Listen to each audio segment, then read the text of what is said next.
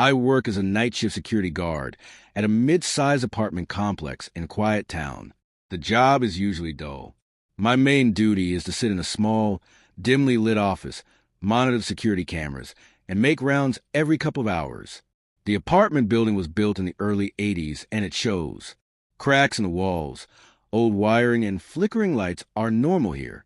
We have about 15 security cameras covering the hallways, stairwells, entrance, and the basement. The cameras are old too, black and white footage, a little grainy, but enough to catch anything suspicious. It was during my third month on the job when I first noticed something wrong.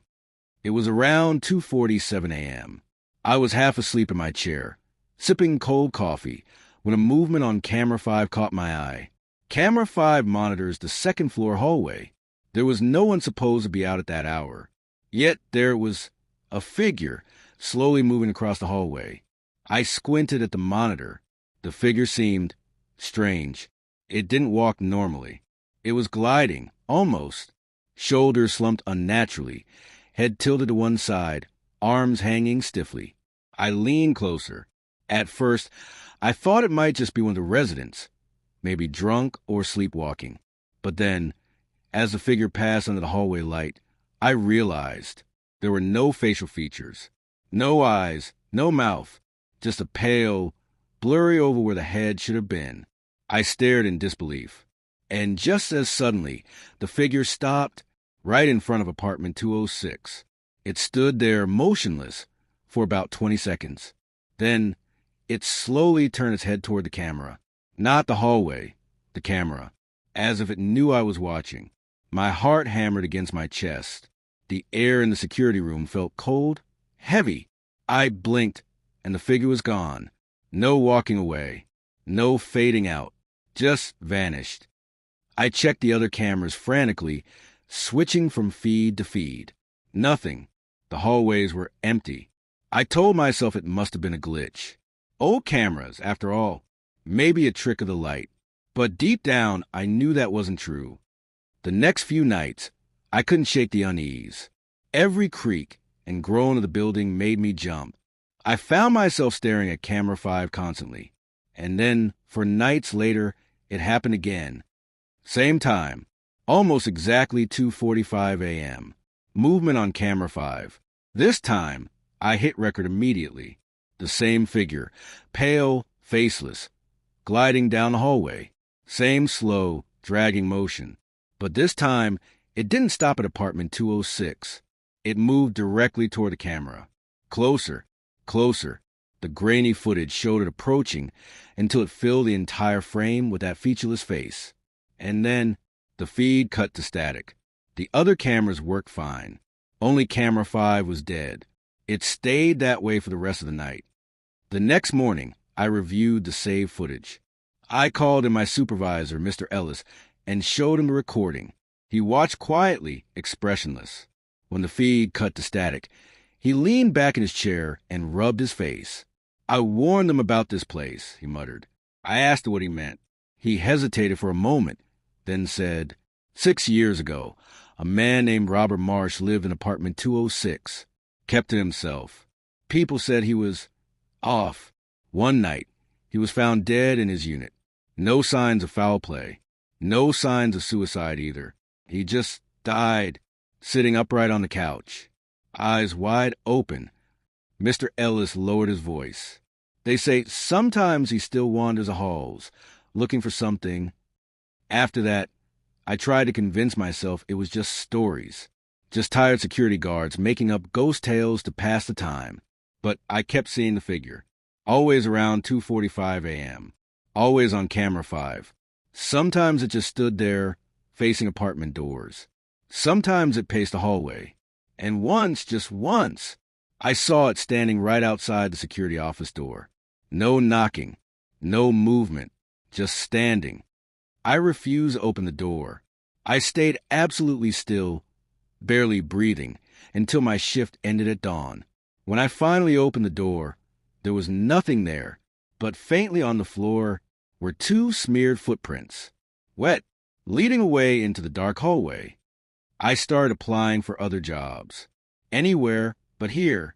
On my last shift before quitting, I decided to check the storage room on the second floor. That's where the wiring for Camera 5 connects. It was dusty and unused, shelves lined with old maintenance tools and broken furniture.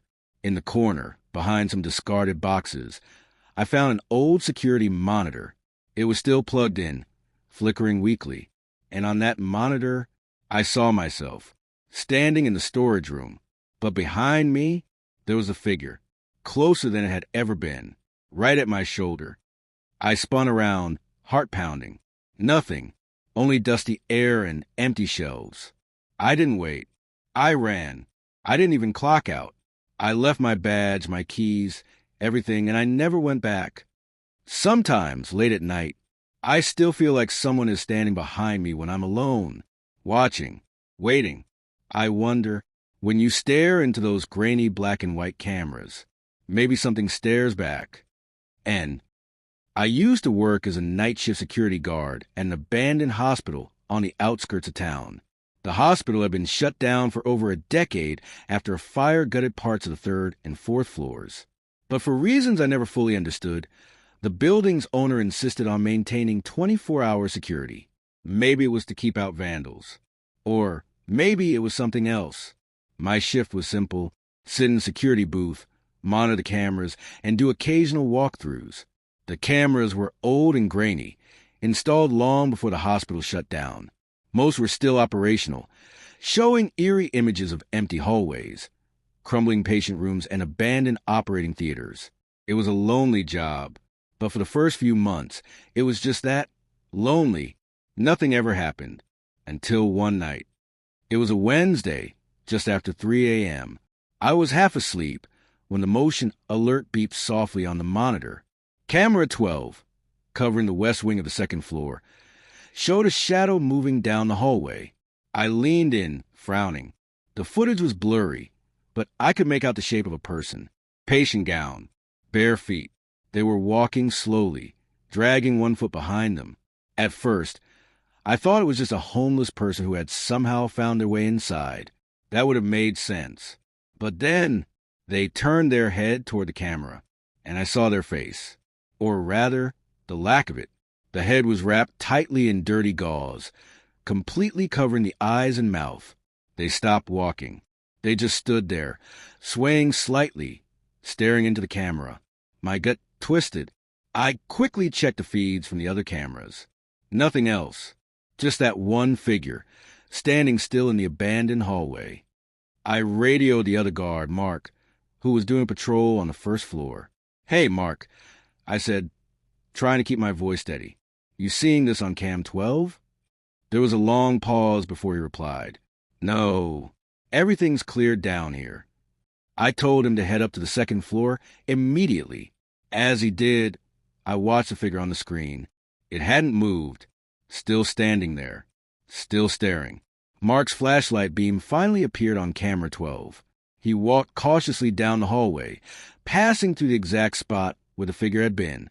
But on the monitor, the figure was still there, standing perfectly still, inches from Mark. I started shouting into the radio. "Mark, Mark, it's right there. Look in front of you." He spun around, shining his light all around him, but he saw nothing. Nothing. Meanwhile, on the monitor, I could see the gauze-wrapped figure slowly lifting an arm, reaching toward Mark. I couldn't take it anymore. I grabbed my flashlight and sprinted inside the hospital. The air was freezing, thick with the smell of mildew and old chemicals. I reached the stairwell, ran up to the second floor, and burst into the west wing hallway. Mark was standing there, looking confused and frightened. "There's nothing here, man," he said, voice shaking. I looked around. The hallway was empty, but the camera, the monitor back in the booth, still showed the figure standing between us. We quit the same night. Neither of us ever went back. A few days later, out of morbid curiosity, I checked online for any history about the hospital, and I found it. Room 215. A psychiatric patient, admitted 20 years ago. A man who wrapped his own head in gauze after suffering severe burns in the fire. He had escaped his room late one night and was never seen again. Some say he died in the ruins of the West Wing, wandering aimlessly in his pain and confusion. Others say he's still there, looking for someone to help him. Sometimes when I close my eyes at night, I still see the grainy footage of that hallway and the gauze-wrapped figure swaying gently, waiting. And I worked as a night shift security officer at a multi-story parking garage downtown. It wasn't a glamorous job, just long hours, bad coffee, and rows of empty cars under dim, flickering lights. My booth had a panel of old CCTV monitors, each showing different angles of the massive concrete structure. Nothing ever really happened until one night in early November. That's when I first saw him. It started around 2:45 a.m. I was leaning back in my chair, half watching the monitors, when something caught my eye on camera 4. Level 3, far corner, row D, a figure. At first, I thought it was just a late-night driver, but the figure wasn't moving toward the exit. Instead, he was just standing between two parked cars, barely visible in the shadows. He was tall, unnaturally thin, wearing a black hoodie. His head was slightly tilted, like he was listening. I stared at the screen, feeling a growing sense of unease. Why just stand there? After a few minutes, I radioed my co-worker, Lisa, who was doing rounds on foot. "Hey, Lisa, you near level 3? There's someone loitering around row D." Static crackled before she answered. "I'm on level 2. Heading up now." I watched her approach on the monitor. She walked slowly up the ramp, flashlight cutting through the darkness. When she reached row D, I leaned closer. The figure was still there, still standing, still staring. Lisa's flashlight moved over the cars, passed right over the spot where the figure was.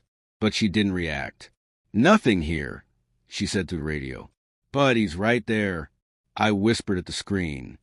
Suddenly, the figure turned sharply, like he could hear me through the cameras, and faced directly toward the lens. His face was wrong. It wasn't hidden in shadow anymore. It was as if his features were smeared like wet paint dragged across a canvas. No eyes, no mouth, just a twisted blur of flesh. My stomach turned. I radioed Lisa again, panic rising. "Get out of there. Now." She hesitated.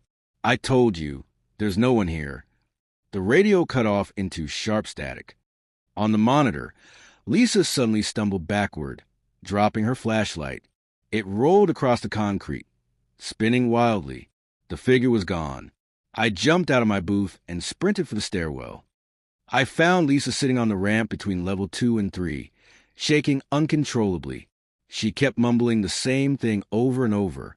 "It touched me. It touched me. It was cold. It was cold." But when I asked her what she saw, she couldn't explain it. Just said it felt like something had brushed against her, something heavy and freezing. We quit the next morning. Couldn't stay another night. A few days later, a curious thought made me dig deeper. I found an old newspaper article from 1997. A man, homeless, mentally unstable, had frozen to death in that very garage after getting trapped during a snowstorm. Level 3, row D. Some said his spirit never left, forever wandering the cold concrete, lost and forgotten. They still use the garage today. People park there every day. Most never see anything strange. But late at night, when the garage is almost empty, you might spot a flicker on the security cameras. A tall, thin figure standing just beyond the lights, waiting, watching. And if you're unlucky enough to walk past row D, you might feel something icy brush against your skin. And